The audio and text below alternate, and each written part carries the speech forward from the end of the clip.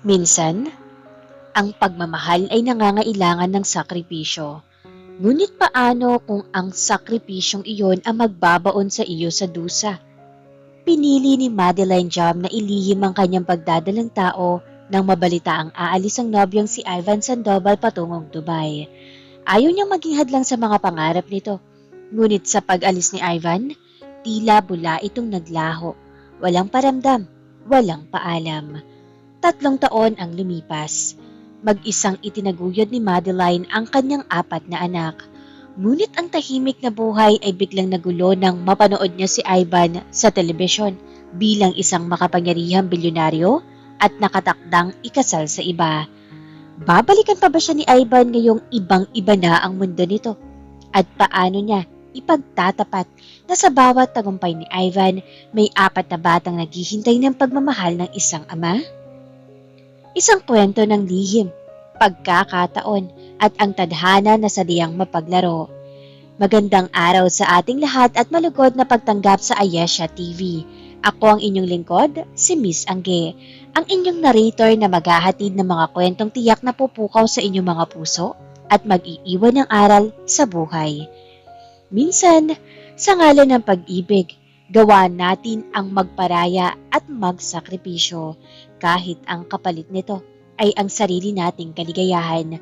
Ngunit ano ang gagawin mo kung ang taong pinag-alayan mo ng iyong sakripisyo ay bigla na lamang maglalaho ng walang paalam? At sa kanyang pagbabalik, hindi na siya ang simpleng lalaking kilala mo, kundi isang bilyonaryo na may iba nang nakatakdang makasama. Ngayong araw sa Ayesha TV, ating subaybayan ang nakakaantig at puno ng emosyong kwento ni Madeline. Isang inang mag-isang itinaguyod ang kanyang 4 na anak sa gitna ng dusa at paghihintay. Maghanda na ng inyong mga tissue at sama-sama nating panoorin ang buong kwento. Huwag kalimutang mag-like, mag-share at mag-subscribe sa Ayesha TV para sa marami pang kwentong kapupulutan natin ng inspirasyon. Ito ang kwento ni Madeline at ng 4 niyang mga anghel. Bumubuhos ang napakalakas na ulan sa labas ng maliit at lumang apartment na inuupahan ni Madeline Jam. Ang tunog ng mga patak ng ulan sa yero ay tila nakikipagsabayan sa mabilis at malakas na tibok ng kanyang dibdib. Nakatayo siya sa loob ng maliit na banyo. Malamig ang kanyang mga kamay habang nakatitig sa itaas ng lababo. Sa kanyang harapan ay naroroon ang 2 pregnancy test kit. Pareho itong nagpapakita ng 2 malinaw na pulang guhit. Positive. Dahan-dahang humawak si Madeline sa kanyang tiyan. Isang halo-halong emosyon ang biglang dumaloy sa kanyang buong katawan. Kaba, takot, ngunit may kasamang kakaibang init at saya. Magiging ina na siya. Sa edad na 22, habang nagsusumikap na makaraos sa araw-araw sa pamamagitan ng maliit na kita bilang isang freelance graphic designer, may panibagong buhay na tumutubo sa loob niya. Ang ama ay walang iba kundi si Ivan Sandoval, ang kanyang nobyo ng halos 5 taon. Si Ivan ang kanyang sandigan, ang lalaking kasama niyang nangangarap at lumalaban sa gitna ng kahirapan ng buhay. Paano ko to sasabihin sa kanya? Bulong ni Madeline sa sarili habang pinupunasan ng luhang dahan-dahang pumatak sa kanyang pisngi. Naisip niya ang reaksyon ni Ivan. Alam niyang mabait at responsable ang kanyang nobyo. Matagal na nitong sinasabi na gusto nitong magkaroon sila ng sariling pamilya. Ngunit sa kabila nito, may isang malaking katotohanan na nagpapatakot kay Madeline. Ilang buwan nang nag-a-apply si Ivan para makapagtrabaho sa Dubai bilang isang civil engineer. Matagal ng pangarap ng lalaki na makalabas ng bansa upang maiahon sila sa kahirapan, makapagpatayo ng sariling bahay at maipagkaloob kay Madeline ang magandang buhay na matagal na nitong ipinapangako. Habang nag-iisip si Madeline, biglang bumukas ang pinto ng apartment. Madeline, narito ka ba? Ang boses ni Ivan. Hinihingal ito at halatang galing sa pagtakbo sa ilalim ng ulan. Mabilis na itinago ni Madeline ang 2 pregnancy test kit sa loob ng kanyang jacket at mabilis na naghugas sa mukha bago lumabas ng banyo. Nadatnan niya si Ivan sa gitna ng sala. Basang-basa ang damit at gumagawa ng maliliit na tubig ng ulan sa sahig. Ngunit sa kabila ng basa nitong anyo, Ang mga mata ng lalaki ay nagniningning sa labis na katuwaan at may malawak na ngiti sa kanyang mga labi. Ivan, basang-basa ka. Bago pa matapos ni Madeline ang kanyang sasabihin, mabilis siyang nilapitan ni Ivan at inangat ang pagkakayakap. Pinalibot siya nito sa ere habang tumatawan ng malakas. Madeline, nakuha ko. Nakuha ko ang visa at ang kontrata. Sigaw ni Ivan, puno ng kagalakan ng boses. Aprobado na ang application ko sa papuntang Dubai. Sa susunod na linggo na lipad ko. Tila huminto ang mundo ni Madeline. Papakalayo ka na? Ibinaba siya ni Ivan at hawak-hawak ang magkabilang balikat niya habang masayang nakatitig sa kanyang mga mata. Ito na yun, mahal ko. Ito na ang pagkakataon natin. Napakalaki ng pasahod sa kumpanyang papasukan ko. Sa loob ng 2 o 3 taon, makakapag-ipon ako. Makakabili tayo ng sarili nating lupa. Makakapagpatayo ng bahay. At hindi na natin kailangan magtipid sa bawat pisong kakainin natin. Ginagawa ko to para sa hinaharap natin. Naramdaman ni Madeline ang matinding panginginig ng kanyang mga tuhod. Isinuksok niya ang kanyang mga kamay sa loob ng bulsa ng jacket, kung saan nakatago ang katibayan ng kanyang pagbubuntis. Tiningnan niya ang mukha ni Ivan. Nakita niya roon ang matinding pagsusumikap, ang pag-asa, at ang matagal na nitong pinapangarap. Alam ni Madeline, kapag sinabi niya kay Ivan sa oras na iyon na buntis siya, hindi itutuloy ng lalaki ang pag-alis. Isusuko nito ang kanyang pangarap at magtitiis sa mababang sweldo rito sa bansa para alagaan siya at ang kanilang sanggol. Ivan, utal na simula ni Madeline. Paano kung wag ka nang tumuloy? Paano kung maghanap ka na lang ng ibang trabaho rito? Kaya naman natin, di ba? Nawala ang ngiti sa mukha ni Ivan at napalitan ng pagtataka. Ngunit nanatiling malambot ang tingin nito. Lumapit ito at tinawakan ng 2 pisngi ni Madeline. Madeline, pinag-usapan na natin ito, di ba?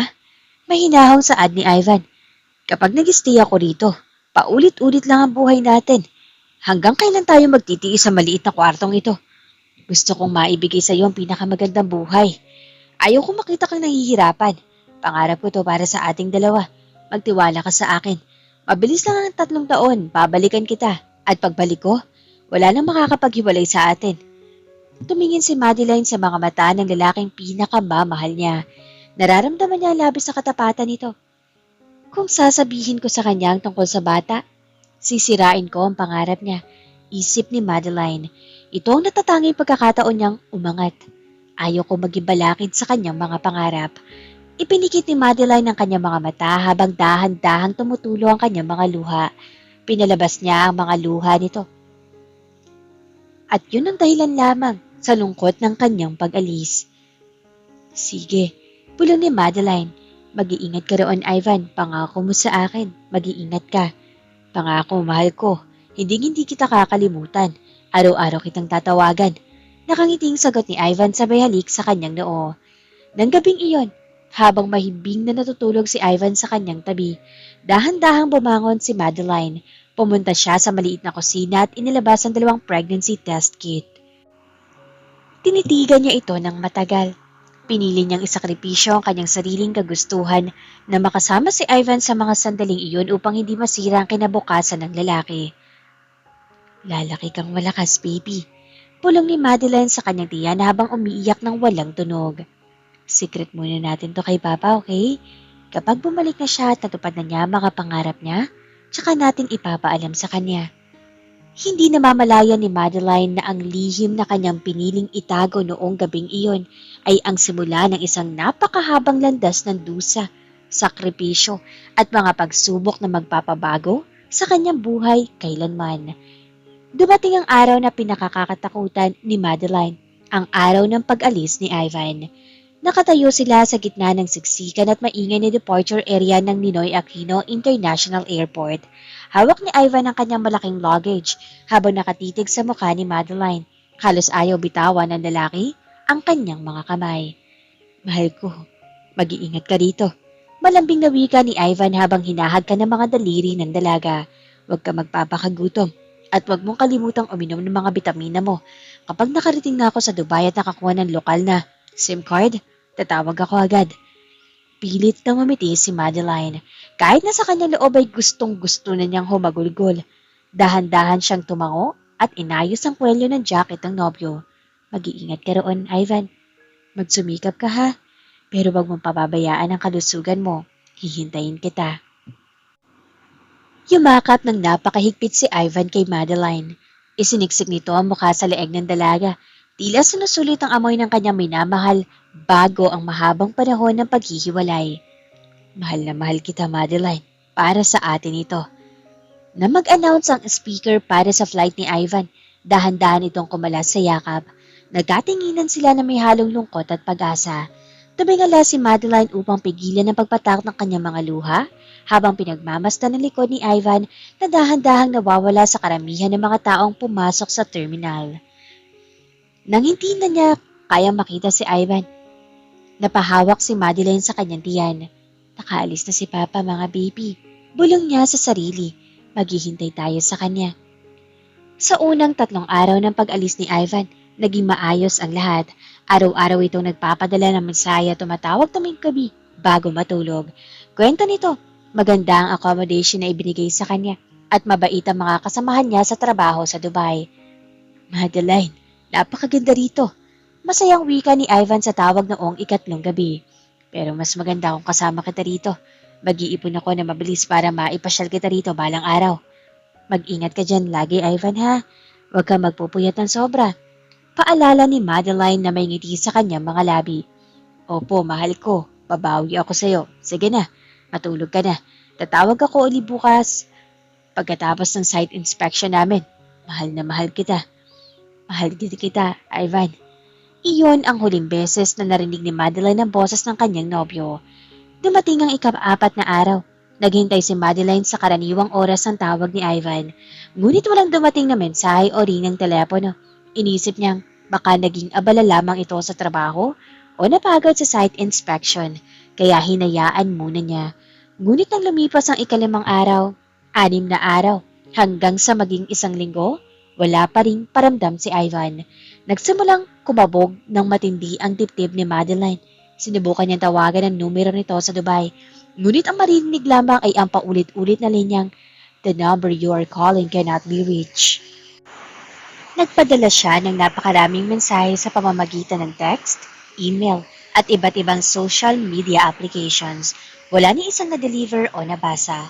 Pagpasok ng 2 linggo, sinubukan niyang bisitahin ang kanyang social media profile upang tingnan kung may mga bago itong post. Ngunit laking gulat niya na makitang wala na ang account nito. Account deleted. Bakit? Anong nangyari sa'yo, Ivan? Napapaiyak na tanong ni Madeline habang nakatitig sa malamig na screen ng kanyang telepono. Pumunta siya sa agency na nagproseso ng papel ni Ivan patungong Dubai upang mag-inquire. Ngunit malamig na sagot lamang ng kinatawan doon. Ma'am, wala po kaming access sa mga personal na kaganapan ng mga worker doon kapag nakarating na sila sa agency sa ibang bansa. Ayon sa records namin, nakarating naman po siya roon noong unang araw. Tila pinagsakloban ng langit at lupa si Madeline. Lumipas ang mga linggo at naging buwan. Wala pa ring bakas ni Ivan Paul Sandoval. Tila ba isa itong bulang bigla na lamang naglaho ng walang pahiwatig at walang iniwang paliwanag. Sa gitna ng kanyang matinding pag-aalala at pagdadalamhati, nagsimula na magbago ang katawan ni Madeline. Tumalas ang kanyang pagkahilo at matinding morning sickness. Dahil wala siyang ibang masandalan, ipinagtapat niya ang kanyang lagay sa kanyang matalik na kaibigan na si Bless, na agad na pumunta sa kanyang apartment. Madeline, anong nangyayari sa'yo?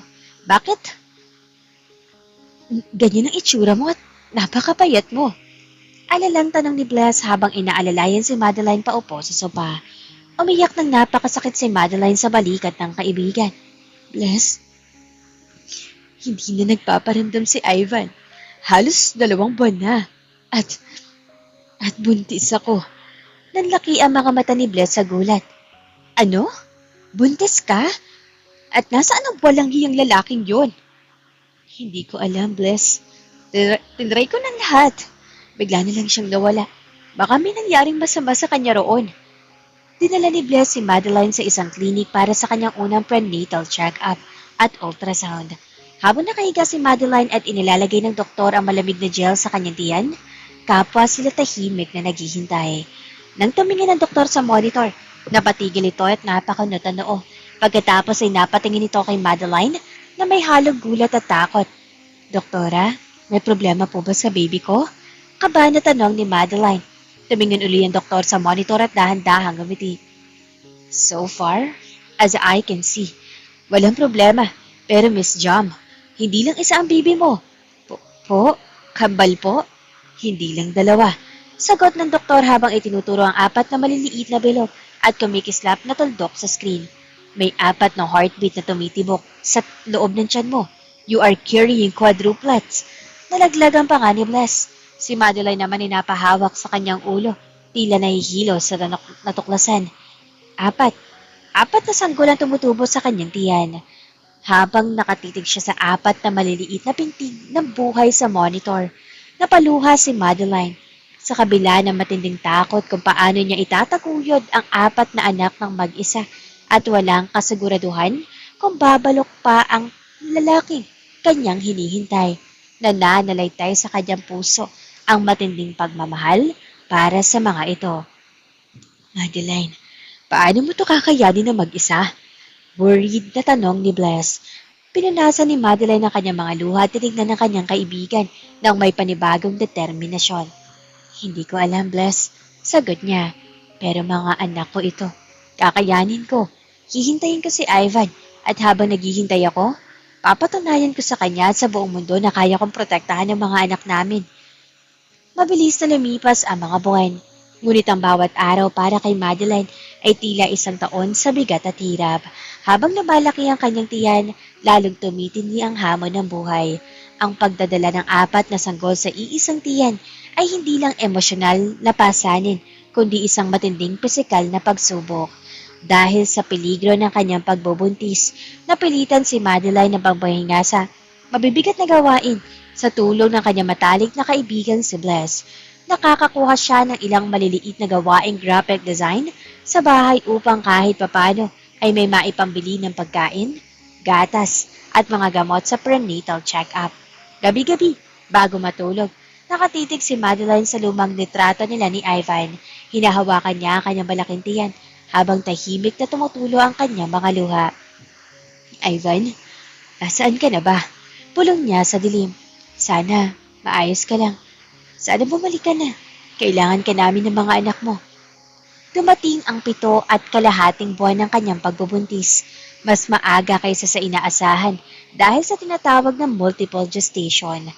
Isang hating gabi, habang nagtatrabaho si Madeline sa kanyang laptop, nakaramdam siya ng napakatinding sakit sa kanyang puson. Sumabog ang kanyang panabigan. Nataranta si Bless na kasama niya sa bahay at mabilis na tumawag ng ambulansya. Dinala si Madeline sa pinakamalapit na pampublikong ospital. Kailangan na nating cesarean si Miss Jam. Mabilis na utos ng doktor habang mabilis na itinutulak ang kanyang higaan patungong operating room.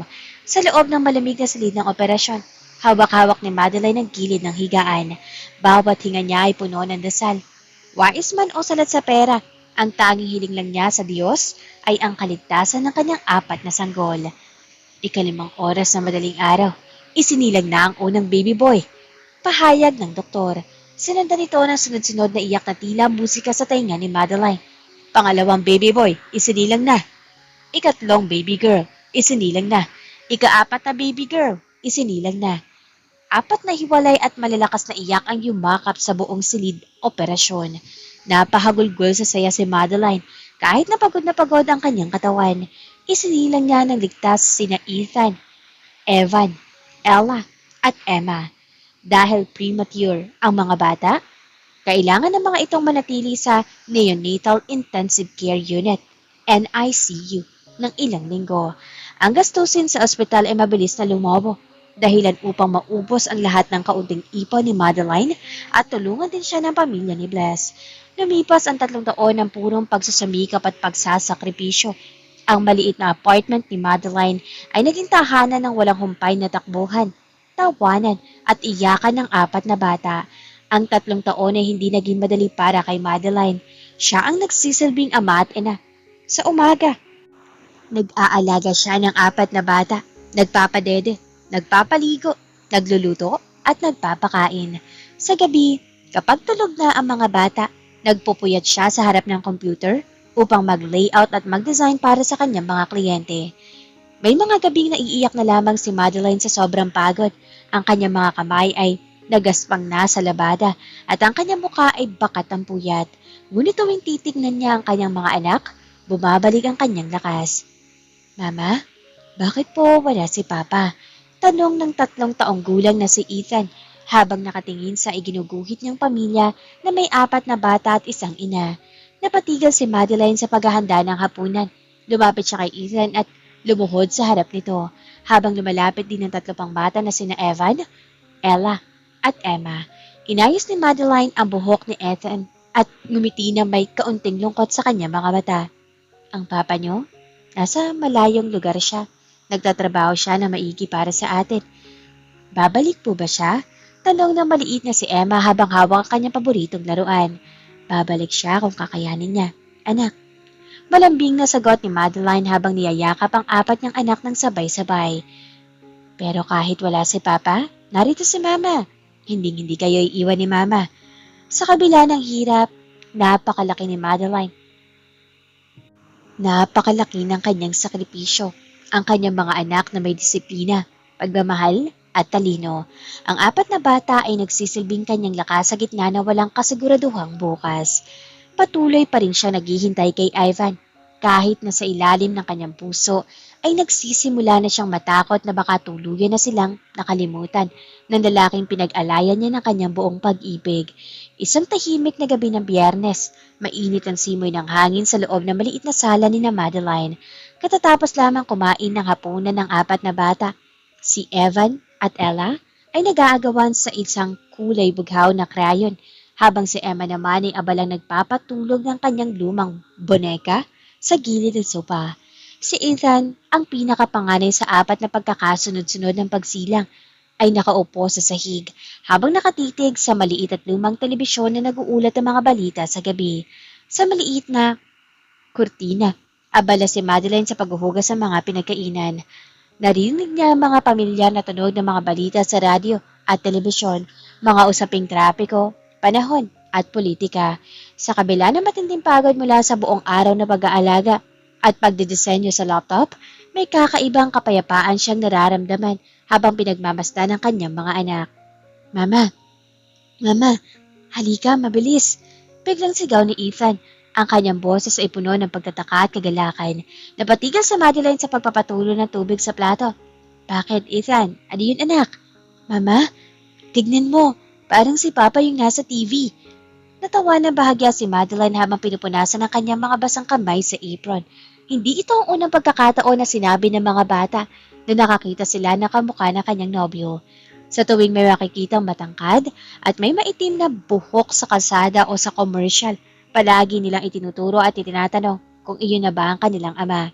Ethan, di ba sinabi ko sa'yo, nasa malayong lugar ang papa niyo? Dahan-dahang lumabas si Madeline mula sa kusina habang nagsasalita, ngunit sa sandaling, itama niya ang kanyang mga paningin sa maliit na screen ng telebisyon, tila huminto ang ikot ng mundo. Ang plato na hawak papala ng kanyang kanang kamay ay nadulas at bumagsak sa sahig. Crash! Nabasag ang plato na napakaraming maliliit na piraso, ngunit hindi man lang naitabo ng ingay nito ang napakalakas na kabog sa dibdib ni Madeline. Mama, nabasag yung plato!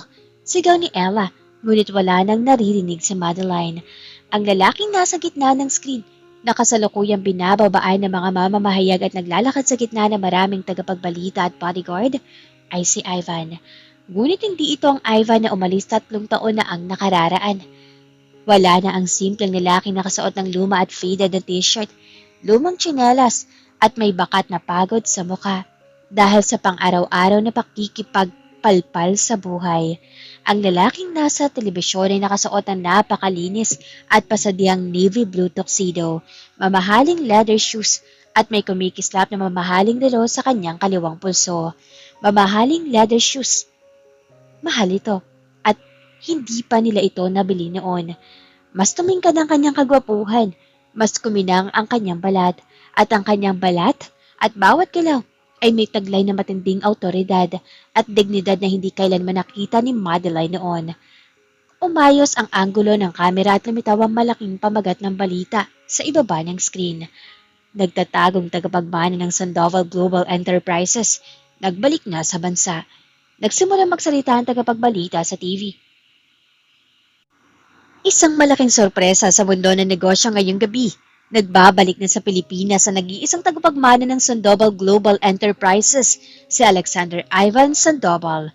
Matapos ang 3 taong pananatili sa ibang bansa upang pamahalaan at palawakin ng mga lihim na negosyo ng pamilya Sandoval sa gitna ng silangan, opisyal na siyang umupo bilang Chief Executive Officer ng kumpanya.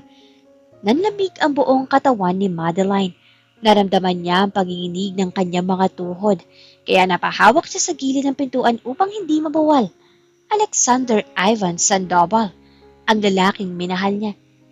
Ang lalaking pinagkainan niya ng kanyang sariling balita tungkol sa pagbubuntis upang hindi masira ang pangarap nito sa Dubai ay isa palang bilyonaryo, isang tagapagmana ng pinakamayamang angkan sa bansa. Mama, bakit ka umiiyak? Tanong ni Evan habang lumalapit at humahawak sa laylayan ng kanyang duster. Tiningnan ni Madeline ang 4 na bata na ngayon ay nakatitig na sa kanya. Sa kanyang isip, bumalik ang lahat ng alaala, ang mga gabing nagtitipid sa instant noodles, ang mga araw na naglalakad si Ivan na malayo para lang makatipid sa pamasahe papunta sa kanya, at ang mga luhang iniyak nito noong sinabi nitong wala siyang maipagmamalaking yaman. Lahat ng iyon ay isang malaking kasinungalingan. Hindi siya nawala. Pulong ni Madeline sa sarili habang patuloy na bumubuhos ang mainit na luha sa kanyang mga pisngi. Hindi siya nahirapan. Tinapon niyo lang kami. Nakatitig pa rin si Ethan sa telebisyon habang nakaturo ang kanyang maliit na daliri sa lalaking nasa screen. Mama, siya po ba si Papa? Bakit ayaw niya po tayong puntahan? Hindi nakasagot si Madeline. Niyakap niya na napakahigpit ang kanyang 4 na anak sa gitna ng sala, habang sa kanyang puso ay unti-unting napapalitan ng matinding galit at sakit ang 3 taong paghihintay at pag-asa. Hindi nakatulog si Madeline ng gabing iyon, habang mahimbing na natutulog ang 4 na bata sa kanyang tabi. Nakatitig lamang siya sa kisame ng kanyang maliit na kwarto. Bawat patak ng oras sa dingding ay tila patalim na sumaksak sa kanyang puso. Ang mga alaala ng nakaraan ay paulit-ulit na naglalaro sa kanyang isip. Ang mga araw na pinaghahatian nila ang iisang karinderya meal, ang pagtitiis ni Ivan sa lumang sapatos, at ang mga luhang pumatak sa mga mata nito noong sinabi nitong wala siyang maipagmamalaki kundi ang kanyang pagmamahal. Lahat ng iyon ay pawang palabas lamang pala. Si Ivan Paul Sandoval ay si Alexander Ivan Sandoval, isang bilyonaryo, isang tagapagmana, at isang taong nabubuhay sa mundong hindi kailanman maiintindihan na isang tulad ni Madeline. Kinabukasan, maagang dumating si Bless sa apartment na lang ilang grocery item. Na makita nito ang namumula mga mata at bagsak na mukha ni Madeline, agad itong nag-alala. Madeline, ano nangyari sa'yo? Napanood mo rin ba yung balita kagabi? Tanong ni Bless habang inilalapag ang mga plastic bag sa mesa. Dahan-dahang tumango si Madeline. Diyos ko, Madeline, hindi ako makapaniwala. Sigaw ni Bless sa gulat at galit. Si Ivan? Ang Ivan na naglalakad ng nakatsinelas papunta rito ay anak ng bilyonaryong si Don Fernando Sandoval. Nagsinungaling siya sa'yo. Niloko ka niya. Pinalabas niyang mahirap siya, Bless. Marahang wika ni Madeline, ngunit baka matinding sakit sa kanyang boses. Pinalabas niyang magsusumikap siya sa Dubai para sa atin. Nagtiis ako. Pinili kong itago ang pagbubutis ko para hindi masira ang pangarap niya. Pero bumalik lang pala siya sa marangyang buhay niya at tinapon kami na parang basahan. Inakbayan ni Bless ang kaibigan. Madeline, kailangan malaman ni Ivan ang katotohanan. Kailangan malaman niya may 4 kayong anak. Karapatan ng mga bata na makilala ang ama nila at karapatan mong mapigyan ng suporta galing sa yaman niya. Milyonaryo siya, Madeline. Agad na umiling si Madeline na tumayo mula sa pagkakaupo. Tumingin siya kay Bless na may paninibagong tindi ng panintigan sa kanyang mga mata. Hindi, Bless. Kailanman ay hindi ko ipapaalam sa kanya. Matigas sa pahayag ni Madeline. Pero bakit, Madeline? 4 ang anak mo. Nahihirapan ka na mag-isa. Naitaguyod ka. Naitaguyod ko sina Ethan, Evan, Ella at Emma ng 3 taon nang walang siya. Sagot ni Madeline habang nanginginig ang boses sa galit at luha. Naisilang ko sila at napalaki ko ng buo ang pagmamahal nang hindi humihingi ng ni isang piso mula sa kanya o sa pamilya niya. Kung nakayanan ko na mag-isa noong walang-wala ako, kakayanin ko pa rin ngayon. Madeline, mag-isip ka ng maigi. Ayaw kong isipin ng taong yun na ginagamit ko ang mga anak ko para makalapit sa yaman niya. Putol ni Madeline sa kaibigan. Ayaw kong dalhin ang mga anak ko sa isang mundong puno ng kasinungalingan at gulo. Kung kaya nang limutin ang nakaraan at magpanggap na parang walang nangyari, kakayanin ko ring ilayo ang mga anak ko sa kanya, kailanman. Tumingin si Madeline sa pintuan ng silid kung saan naglalaro ang kanyang 4 na anak. Naintindihan niya na sa sandaling pumasok si Ivan sa buhay nila, magbabago ang lahat. Tatakpan ng yaman at kapangyarihan ng pamilya Sandoval ang tahimik nilang pamumuhay. Isinumpa ni Madeline sa kanyang sarili. Ang lihim na kanyang itinago noong umalis si Ivan ay mananatiling lihim habang buhay. Lumipas ang ilang linggo matapos lumabas ang nakakagulat na balita tungkol sa tunay na pagkatao ni Ivan. Pilit na ibinalik ni Madeline ang focus ng kanyang buhay sa pag-aalaga kina Ethan, Evan, Emma, at Ella. Pati na rin sa kanyang mga trabaho bilang graphic designer. Ngunit ang bawat pagbukas ng telebisyon, radyo, o social media ay tila may gustong ipaalala sa kanya. Ang mundo ni Alexander Ivan Sandoval ay napakalayo na sa kanyang mundong ginagalawan. Isang hapon, habang nagpapahinga ang mga bata, nagbukas si Madeline ng kanyang laptop para magbasa ng mga balita habang naghihintay ng email mula sa kanyang kliyente. Sa pangunahing pahina ng isang sikat na entertainment at business news portal, muling umagaw sa kanyang pansin ng isang malaking litrato. Grand engagement ng taon, Alexander Ivan Sandoval at Lady Chloe Alcantara, nakatakda na. Napatigil ang daliri ni Madeline sa mouse ng kanyang laptop. Nakatitig siya sa larawan ni Ivan na nakatayo sa tabi ng isang napakagandang babae. Ang babae ay si Lady Chloe Alcantara, ang nag-iisang tagapagmana ng Alcantara Group of Companies. Sa litrato, nakahawak ang kamay ni Chloe sa braso ni Ivan, habang kapwa sila nakangiti sa harap ng mga mamamahayag. Pinasa ni Madeline ang nakasulat sa artikulo. Matapos ang opisyal na pagbabalik ni Alexander Ivan Sandoval bilang CEO ng Sandoval Global Enterprises, kinumpirma ng pamilya Sandoval at Alcantara ang nalalapit na kasal ng dalawang tagapagmana. Ang merger na ito ay inaasahang magiging pinakamalaking alyansa sa negosyo ngayong taon.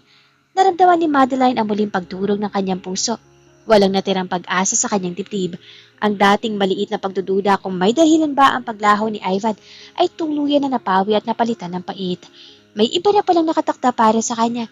Isang babaeng nababagay sa kanyang estado, sa buhay mayaman, maganda, at may pangalan. May sarili ka na palang buhay, Ivan. Pulang ni Madeline habang dahan-dahang tumutulo ang kanyang luha sa ibabaw ng keyboard. Nakalimutan mo na talaga kami ng tuluyan.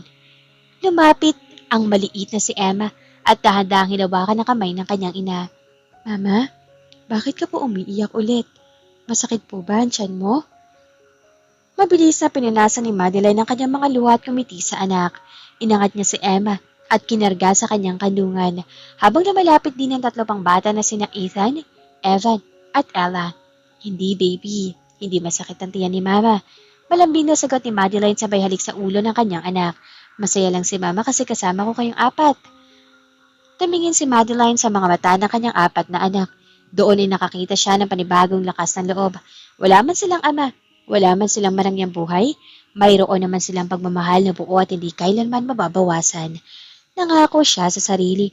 Hindi na niya kailanman nahayaang makalapit pa si Ivan sa kanyang mga anak. Ang lihim na may 4 silang sanggol ay dadalhin siya hanggang sa kanyang pagtanda upang protektahan ang kanyang pamilya mula sa mundong puno ng kapangyarihan, kasinungalingan at pait. Upang maibigay ang lumalaking pangangailangan ng kanyang 4 na anak, nagsumikap si Madeline na makakuha ng mas malalaking proyekto. Sa tulong ng kanyang kaibigan si Bless, nakapasok siya bilang isang external design consultant para sa isang kilalang corporate magazine. Ang kanyang unang malaking takdang aralin, bagatid ng mga physical layout design at signed contract sa gitna ng business district. Ang hindi alam ni Madeline, ang gusaling kanyang pupuntahan, ang Sandoval Tower, ay ang pangunahing punong tanggapan ng kumpanya ng pamilya ni Ivan. Na makarating si Madeline sa napakatayog at makintab na gusali, napahawak siya na mahigpit sa kanyang folder. Naisip na mabilis lamang siyang maghahatid ng dokumento sa Human Resources Department sa ibabang palapag at mabilis ding aalis. Ayaw niyang makasalubong ang kahit sinong pamilyar na mukha. Matagumpay niyang nais sumite ang kanyang mga papeles sa ika-4 na palapag. Ngunit nang papababa na siyang gamit ang main elevator, biglang nagkaproblema ang sistema nito. Tumigil ang elevator at bumukas ang pinto sa ika-12 palapag, ang kinalalagyan ng executive suites. Nang bumukas ang pinto, siksikan ng mga taong nakasuot ng formal na kasuotan. Sa gitna ng karamihan ay may isang matangkad na lalaking napapalibutan ng mga bodyguard at executive. Sa kanyang pagmamadaling lumabas upang maghagdan na lamang, nabangga ni Madeline ang isa sa mga lalaki. Nahulog ang kanyang mga hawak na folder at kumalat ang mga papel sa makintab na sahig. Naku, pasensya na talaga. Mabilis na paumanhin ni Madeline habang mabilis na lumuluhod upang pulutin ang mga kalat na papeles. Miss, let me help you. Isang pamilyar at malalim na boses ang narinig ni Madeline mula sa kanyang itaas. Dahan-dahang yumuko ang lalaki para tulungan siya pulutin ang isang layout design. Na mag-abot ang kanilang mga kamay, naramdaman ni Madeline ang isang matinding kuryente na dumaloy sa kanyang buong katawan. Inangat ni Madeline ang kanyang tingin. Napatigil ang lalaki, nalaki ang kanyang mga mata at napabitaw sa papel na hawak. Madeline? Pulong ni Ivan, tila huminto ang ikot ng mundo sa buong palapag. Ang lalaking nakatayo sa kanyang harapan ay si Ivan, suot ang kanyang napakalinis na formal na suit. Maayos ang buhok at may gulat at matinding sakit na kumislap sa kanyang mga mata. Madeline, ikaw nga. Utal na wika ni Ivan habang dahan-dahang humahakbang palapit. Tila hindi nakapaniwala sa kanyang nakikita. Nalamig ang buong katawan ni Madeline. Ang kanyang puso ay pumukpok ng napakalakas sa kanyang dibdib habang nag-uunahan ng takot, galit at pait sa kanyang sistema. Ang lalaking kanyang tinakasan at piniling limutin ay nakatitig ngayon sa kanyang mga mata. Mabilis na tumayo si Madeline habang pilit na inagaw at isinuksok ang kanyang mga papeles sa folder. Nanginginig ang kanyang mga daliri at ang kanyang dibdib ay parang sasabog sa matinding kaba at pait. Pasensya na po, Sir Sandoval. Mag-iingat na lang po ako sa susunod. Malamig at pormalawika ni Madeline sa bayo ko bago mabilis na tumalikod upang humabol patungong fire exit stairs. Madeline, sadali. Huwag ka munang umalis. Mabilis ang mga hakbang ni Ivan. Hinabol na si Madeline at hinawakan ang kanyang braso sa tapat ng pasilyo. Inutusan nito ang kanyang mga bodyguard sa pamamagitan ng isang kumpas ng kamay. Lumayo muna kayo. Lahat kayo. Mag-iwan ng espasyo. Kulat na napatingin ang mga empleyado at bodyguard. Ngunit mabilis ding sumunod. Nawala ang malamig na poise ng isang CEO kay Ivan. Napalitan nito ng patinding pagmamadali at sabik na mukha na lalaking matagal na naghahanap. Madeline, ikaw nga. Hingal na wika ni Ivan habang nakatitig sa mukha ng dalaga. Puno ng halo-halong emosyon ang kanyang mga mata. Gulat at matinding sakit. Saan ka galing? Bakit ka biglang nawala? Hinarap ko ang lahat para mahanap ka. Natawanan napakapait si Madeline. At marahas na inagaw ang kanyang braso mula sa pagkakahawak nito. Ako? Ako pa, naglaho, Ivan. Oh, dapat ba kitang tawaging Alexander? Nangunutan noon ni Ivan. Bakas ang pagtataka. Anong sinasabi mo? Di ba? Ikaw ang biglang naging bula? Sumbatan ni Madeline habang lumalabas ang matagal na itinagong luha. Pinalabas mong mahirap ka. Pinalabas mong magpapakahirap sa Dubai para sa ating dalawa. Tapos, bigla ka nalang hindi nagparamdam? Yun pala, babalik ka lang sa marangyamang buhay bilang isang bilyonaryo? Madeline, magpapaliwanag ako. Hindi yan ang nangyari. Pakiusap ni Ivan, sabay subok na humawak uli sa kamay nito. Noong nakarating sa Dubai, naaksidente ang sasakyang kinasasakyan ko papuntang construction site. Nakomatos ako ng napakahaba at nagkaroon ng amnesia. Halos 2 taon akong walang naaalala. Nang magbalik ang alaala ko, agad kitang hinanap pero wala ka na sa apartment natin. Napatigil si Madeline. Amnesia. Aksidente. Tumahimik ang paligid habang nakatitig siya sa mga mata ni Ivan. Nakita niya ang katapatan at matinding sakit sa mukha ng lalaki. Ngunit bago pa man maiproseso ng kanyang isip ang sinabi nito, Narinig nila ang tunog ng mataas na heels na naglalakad patungo sa kanila. Babe, is there a problem here? Lumapit ang isang magandang babaeng nakasuot na mamahaling kilalang designer dress, si Lady Chloe Alcantara. Lumapit ito at dahan-dahang humawak sa braso ni Ivan habang matalim at nagtatakang nakatitig kay Madeline. Who is she, Alexander? Bakit ka nakikipag-usap sa isang simpleng empleyado? Tiningnan ni Madeline ang mga daliri ni Chloe na nakakapit sa braso ni Ivan. Ang narinig niyang balita tungkol sa nalalapit nilang kasal ay muling sumampal sa kanyang kamalayan. Amnesia man o hindi, may iba na itong buhay. May fiancé na ito. Ang mundong kilalalagyan ni Ivan ay hindi kailanman magiging mundo ng kanyang 4 na anak. Wala ho, ma'am. Malamig na wika ni Madeline habang itinataas ang kanyang ulo at pinupunasan ang kanyang pisngi. Nagkamali lang po ako ng nabangga. Pasensya na po, Sir Sandoval. Madeline, mag-usap tayo. Tawag ni Ivan, ngunit hindi na sumagot si Madeline. Tumalikod siya at patakbong bumaba sa hagdanan, habang naiiwan si Ivan na tinatawag ang kanyang pangalan sa gitna ng mataas na gusali. Matapos ang hindi inaasahang pagtatagpo sa Sandoval Tower, hindi na muling nakatagpo ng kapayapaan ang isip ni Ivan. Ang kanyang pusong matagal na nagdurusa sa kawalan ng balita kay Madeline ay muling nag-alab. Ang bawat salita, luha at galit sa mga mata ng dalaga noong araw na iyon ay patuloy na naglalaro sa kanyang isip. Hindi ako pwedeng magkamali.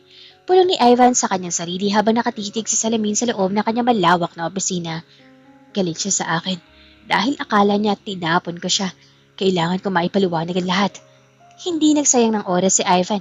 Agad niya ipinatawag ang kanyang pinagkakatiwalaang private investigator at assistant na si Marco. Hanapin mo si Madeline Cham. Utos ni Ivan na may halong matinding pagmamadali. Gawin mo ang lahat. Alamin mo kung saan siya nakatira, ano ang pinagkakaabalahan niya sa buhay, at kung sino ang mga kasama niya. Gusto ko na kompletong ulat bago matapos ang linggong ito. Masusunod po, Sir Alexander. Sagot ni Marco bago mabilis na lumabas ng silid. Sa kabilang banda, si Chloe ay nagsimula na ring maghinala. Napansin niya ang biglang pagbabago sa kilos ni Ivan matapos ang insidente sa kumpanya. Naging mas malamig ito sa kanya at mabalas na nakatutok sa kanyang telepono. Sino pa talaga ang babaeng yun, Alexander? Inis na tanong ni Chloe habang nagnakaw ng oras para bisitahin si Ivan sa kanyang opisina. Bakit tila nawawala ka sa sarili tuwing naaalala mo siya? Wala kang dapat ipag-alala, Chloe. Malamig ngunit formal na tugon ni Ivan. Isang lumang kakilala lamang siya mula sa nakaraan. Siguraduhin mo lang. Panta ni Chloe habang iniaayos ang kanyang mamahaling bag. Nakatakda na ang kasal natin sa susunod na buwan. Ayaw kong magkaroon ng kahit anong iskandalo na makasisira sa alyansa ng ating mga pamilya. Pagkalipas ng 2 araw, bumalik si Marco sa opisina ni Ivan, dala ang isang folder na naglalaman ng mga impormasyon at litrato. Sir, nahanap ko na po ang kinaroroonan ni Miss Madeline Cham. Ulat ni Marco habang inilalapag ang folder sa mesa. Nakatira po siya sa isang maliit na pamayanan sa labas ng lungsod. Nagsusumikap siya bilang isang freelance graphic designer para maitaguyod ang kanyang pamumuhay. Mabilis na binuksan ni Ivan ang folder. Puno ng kagalakan ang kanyang puso na makita ang address. Ngunit habang binabasa niya ang susunod na bahagi ng ulat, biglang natigilan ang kanyang daliri. May kasama po siya sa bahay, sir. Dagdag ni Marco. May 4 siyang maliliit na anak. Napatitig si Ivan sa kanyang assistant. 4 na anak? Opo, sir. Mga 3 taong gulang na po ang mga bata. Nalamig ang mga kamay ni Ivan. 3 taon. Iyon din ang haba ng panahon mula nang maghiwalay sila at umalis siya patungong Dubai. Naramdaman niya ang napakalakas na kabog ng kanyang dibdib. Isang hinala na nagpabilis sa kanyang paghinga. Nang gabing iyon, hindi na nagpasama si Ivan sa kanyang mga bodyguard o kay Marco.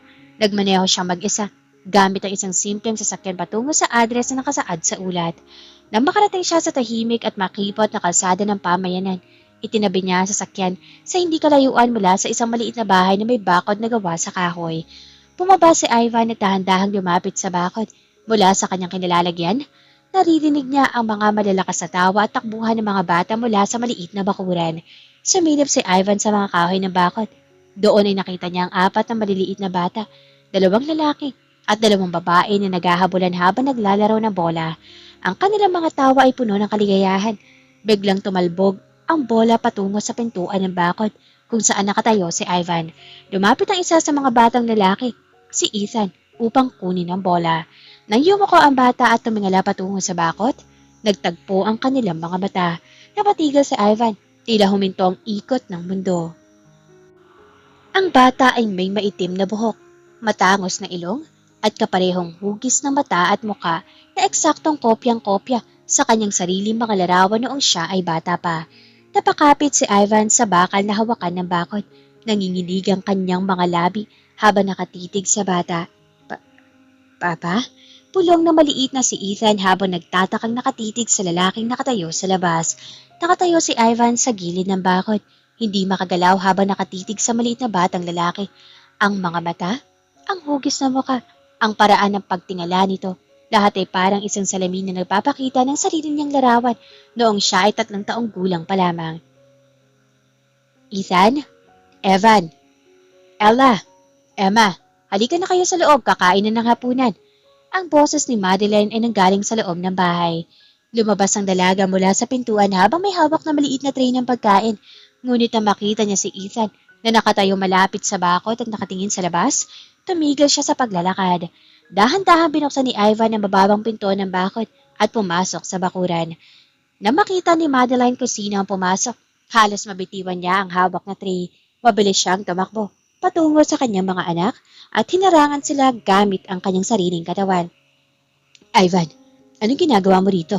Sigaw ni Madeline habang pakas ang matinding takot at galit sa kanyang boses. Sino nagbigay sa iyo ng karapatang pumasok sa bahay ko? Umalis ka na bago pa ako tumawag ng barangay. Hindi gumawat si Ivan. Ang kanyang mga mata ay nakatutok sa 4 na bata na ngayon ay sumisilip sa likod ng laylayan ng duster ni Madeline. 2 batang lalaki at 2 batang babae. Pare-pareho ang kanilang mga tampok na muka. Mga mukhang nagtataglay ng kanyang sariling dugo at lahi. Madeline, nanginginig ang boses ni Ivan habang lumalapit ng ilang hakbang. Akin ba sila? Magsabi ka ng totoo. Mga anak ko ba sila? Hindi. Mabilis na sagot ni Madeline habang itinutulak ang mga bata pabalik sa loob ng bahay. Akin lang sila. Wala silang kinalaman sa'yo. Umalis ka na rito, Alexander. Bumalik ka sa fiancé mo at sa marangyamang buhay. Madeline, pakiusap. Napaluhod si Ivan sa damuhan. Sa harap ni Madeline, isang bagay na hindi kailan magagawin ng isang makapangyarihang CEO sa harap ng ibang tao. Huwag mo akong pagkaitan ng katotohanan. 3 taon ako nawala. 3 taon ako nagdusa sa kawalan ng alaala. Nang magising ako sa ospital noong 1 taon, ang pangalan mo lang ang naaalala ko. Hinanap kita sa dating appointment natin pero sinabi ng landlady na umalis ka na nang walang iniiwang address. Napatigal si Madeline sa sinasabi ni Ivan. Napatingin siya sa lalaki na kaluhod sa kanyang harapan. Ang lalaking minahal niya ng buong puso, na ngayon ay lumuluha at nagmamakaawa. Lumapit ang maliit na si Emma mula sa likod ni Madeline. Dahan-dahan itong lumakad patungo kay Ivan at inabot ang maliit nitong kamay upang punasan ng luha sa pisngi ng lalaki. Bakit ka po umiiyak, mister? Tanong ng maliit na batang babae sa kanyang malambing na boses. Napakapit si Ivan sa maliit na kamay na bata at isiniksik ito sa kanyang pisngi habang patuloy na bumubuhos sa kanyang luha. Kasi, ngayon ko lang nakita ang napakagandang prinsesa ko. Tumingala si Ivan kay Madeline. 4 sila, Madeline. Nagdadalang tao ka na noong umalis ako papuntang Dubai, di ba? Itinago mo sa akin dahil ayaw mo masira ang mga pangarap ko. Napahagulgol na rin si Madeline. Ang lihim na kanyang itinago ng napakahabang panahon, ang sakripisyong kanyang itinaguyod ng mag-isa sa loob ng 3 taon ay tuluyan na nabunyag sa harap ng lalaking kanyang minahal.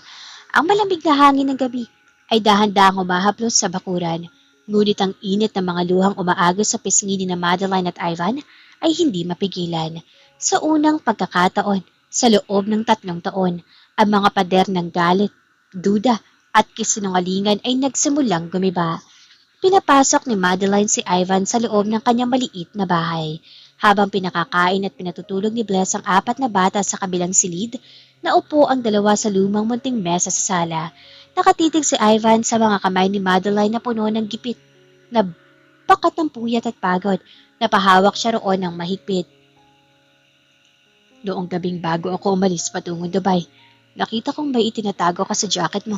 Panimula ni Ivan, ang boses ay basag sa matinding dalamhati. Pero labis ang tiwala ko sa'yo. Akala ko ay takot ka lang sa paghihiwalay natin. Hindi ko man lang nahulaan na ang mga anak na pala natin ang dinala mo. Paano ko sasabihin sa'yo, Ivan? Umiiyak na sagot ni Madeline. Nakita ko ang kislap sa mga mata mo noong sabihin mo nakapasa ka sa Dubai. Ang pangarap no, na maiahon tayo sa kahirapan na nag-iisang bagay na nagbibigay sa'yo ng pag-asa. Kapag sinabi ko sa'yo yung buntis ako at quadruplets pa, hindi ka na aalis. Magtitiis ka sa mababang sweldo rito. At habang buhay mo maiisip na naging balakid kami sa mga pangarap mo. Madeline, kayo ang pangarap ko. Mabilis na tugon ni Ivan habang yumuyo ko at umaagas ang luha sa kanyang mga mata. Wala akong pangarap na mas mahalaga pa kaysa sa iyo. At sa iyo, sa mga anak natin. Ipinaliwanag ni Ivan ang buong katotohanan sa kanyang nakaraan. Hindi niya ginusto ang magpanggap noong una silang magkakilala. Umalis siya sa kanyang pamilya dahil sa matinding pagtutol sa kanyang kagustuhan maging malaya mula sa negosyo ng kanyang ama na si Don Fernando. Gusto niyang patunayan na kaya niyang tumayo sa sarili niyang mga paa bilang isang simpleng civil engineer. Ngunit nang maganap ang aksidente sa Dubai, matinding pinsala sa ulo ang kanyang natamo. Halos 2 taon siyang walang memorya sa isang pribadong ospital bago siya nahanap ng kanilang pamilya. Nang magbalik ang kanyang alaala noong nakaraang taon, agad siyang umuwi sa Pilipinas para hanapin si Madeline. Ngunit pinalabas ng kanyang ama na nakalipat na ito ng tirahan at wala ng bakas. At si Chloe, tanong ni Madeline habang pilit na kinakaya ang sakit. Isang pagsasaayos lamang iyon ng pamilya ko. Habang wala pa akong ganap na memorya at kontrol sa kumpanya, direktang sagot ni Ivan habang nakatitig ng diretso sa mga mata ni Madeline. Hindi ko siya minahal kailanman. Bawat gabi, noon nagbalik ang alaala ko. Ikaw lang ay nahanap ng puso ko. At ngayon na nahanap na kita at ang 4 nating anak, hinding-hindi na ako papayag na mawala pa kayo ulit sa akin. Tumitig si Madeline sa mukha ng lalaki. Nakita niya ang lumang Ivan, ang lalaking nagmamahal ng buo, ang lalaking handang magsakripisyo, ang matinding galit at pait at itinago niya sa kanyang puso sa loob ng 3 taon ay tuluyan ng napawi.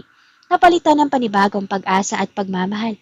Kinabukasan, nagising ang 4 na bata sa amoy ng masarap na almusal na hindi nila karaniwang natitikman sa araw-araw.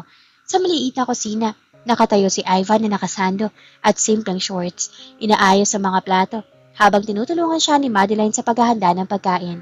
Nang lumabas mula sa silid sina Ethan, Evan, Ella at Emma, natigilan ng 4 na makita ang lalaking kagabi pa lamang ay umiiyak sa kanilang bakuran, na ngayon ay masaya naghahanda ng kanyang paboritong lutong bahay. Papa? Alanganing tanong ni Evan, ang pangalawa sa 4, habang nakatitig sa mukha ng lalaki. Lumuhod si Ivan sa sahig at binuksan ang kanyang mga braso. Oo, mga anak, ako ang papa niyo. Patawarin niyo ako kung natagalan ako sa pagbalik, pero hindi na ako aalis uli sa tabi ninyo. Nagkatinginan ng 4 na bata bago sabay-sabay na tumakbo patungo sa kanya.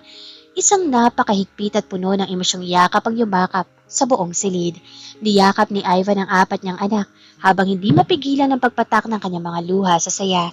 Tumingin siya kay Madeline na nakatayo sa tabi at hinawakan ang kamay nito upang isama sa kanyang yakap. Sa mga sumunod na linggo, ginawa ni Ivan ang kanyang pangako. Hinarap niya ang kanyang pamilya at ang kanyang ama na si Don Fernando Sandoval.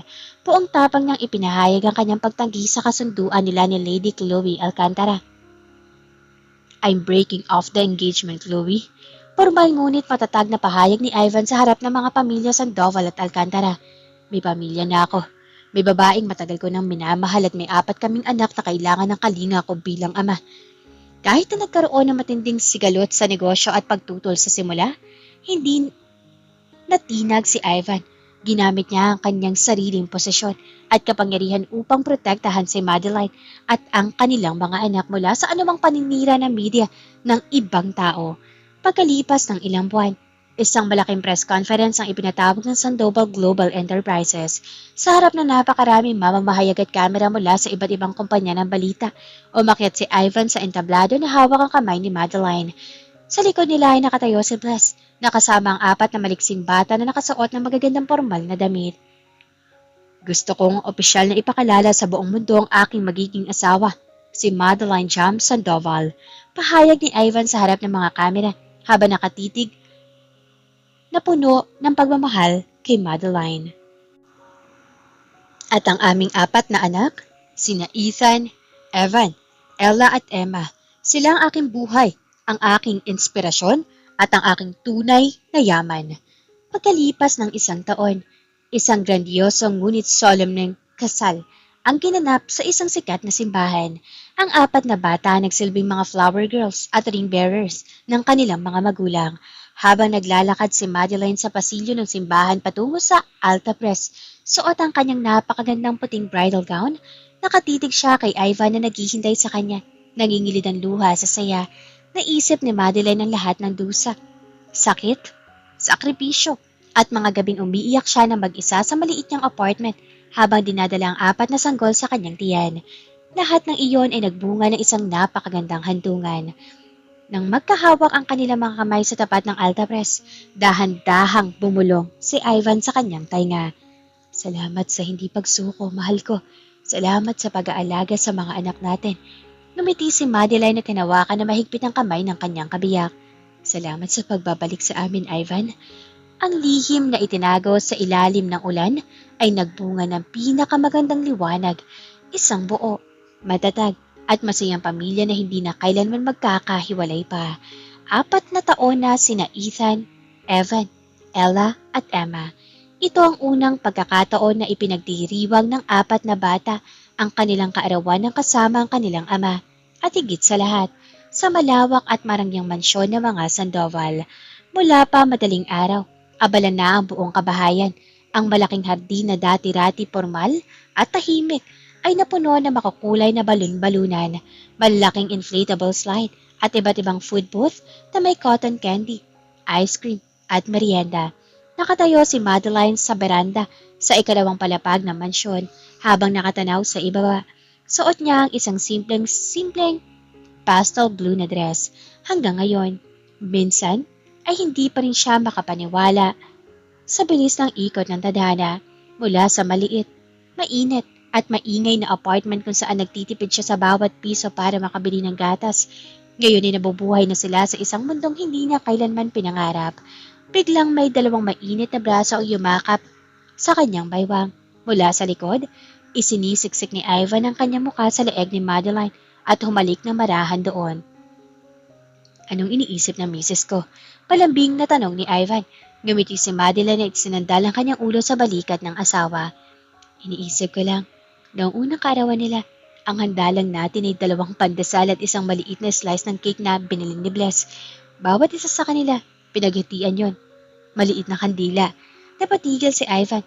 Humarap siya kay Madeline na tinawakan na magkabilang pisngi ng dalaga. Naroon pa rin ang kaunting pait sa kanyang mga mata.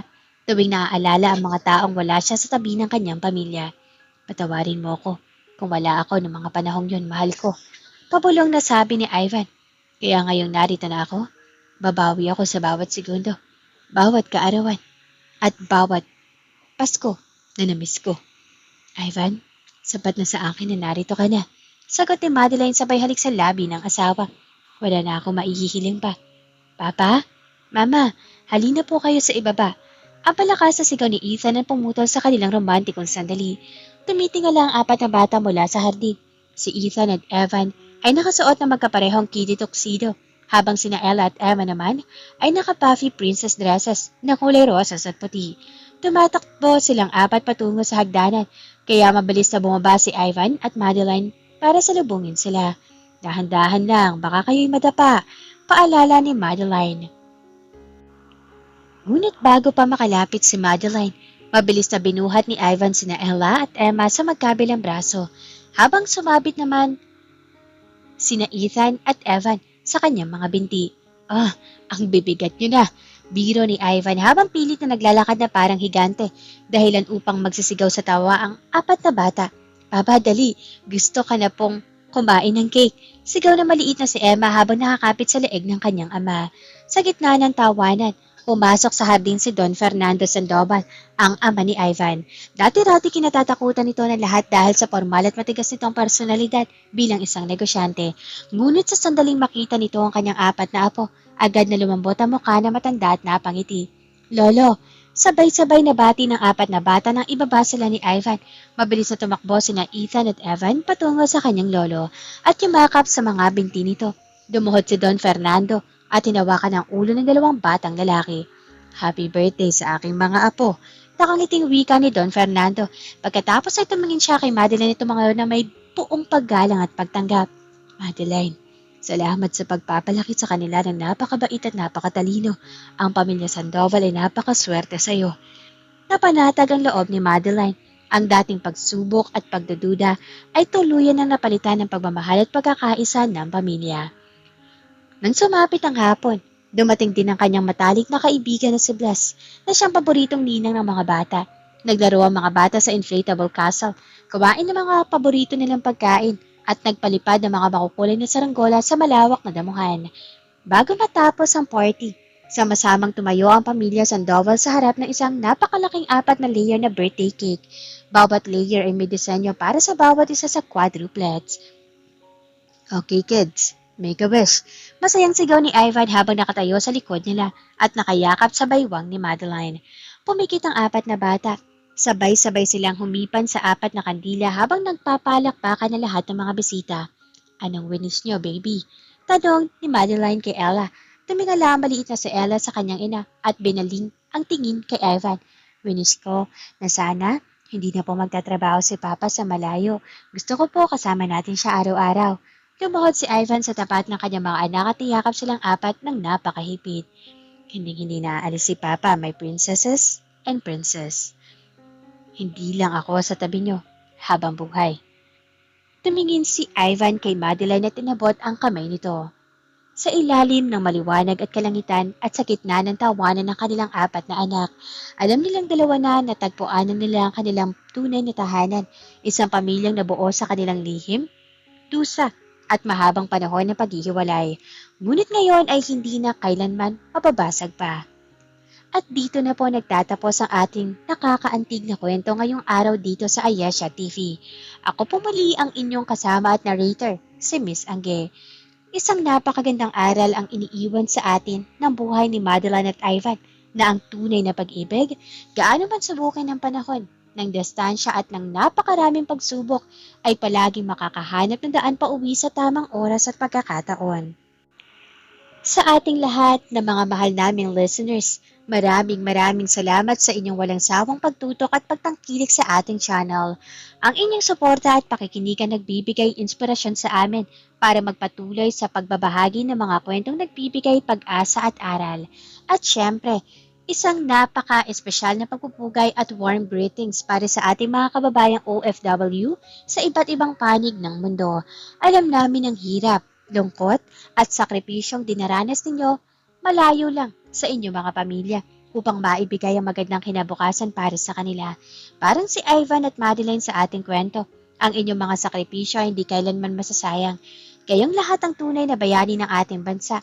Saludo po ang Ayesha TV sa inyong katatagan at pagmamahal. Kung naantig at nagustuhan ninyo ang kwentong ito, paki-like, comment, at ishare po natin ito sa ating mga kakilala. At kung bago ka pa lamang sa ating channel, huwag kalimutang pindutin ang subscribe button at ang notification bell para lagi kayong updated sa mga bago nating kwento. Muli, ito po ang inyong lingkod si Miss Angge. Nagpapasalamat sa inyong oras. Hanggang sa muli nating pagkikita at pagkukantuhan dito lamang sa Ayesha TV. Mag-iingat po tayong lahat at God bless.